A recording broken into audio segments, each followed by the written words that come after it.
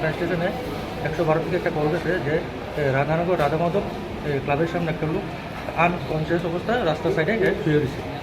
তো আমরা গেলাম, যাওয়ার পরে দেখলাম যে অলরেডি একটা দোকানের পাশে শুয়ে গেছে। তারপরে পাবলিক হেরে জল করে দিছে, জল করে আমরা সেই অবস্থা হেরে এখান থেকে রেস্কিউ করে রেফারেল হসপিটালে নিয়েছি। প্রাথমিকভাবে জানতে পারছেন না কীভাবে হয়েছে কি? না, এরকম কিছু আমরা শরীরে কোনো আঘাতের চিহ্ন? মাথাতে একটু আঘাত। বয়সটা কীরকম হইব বা নাম কিছু? নাম তো হয়তো মনে করতে পারতেছে না, আর ওই বয়সটা এবার 30 সেরকম।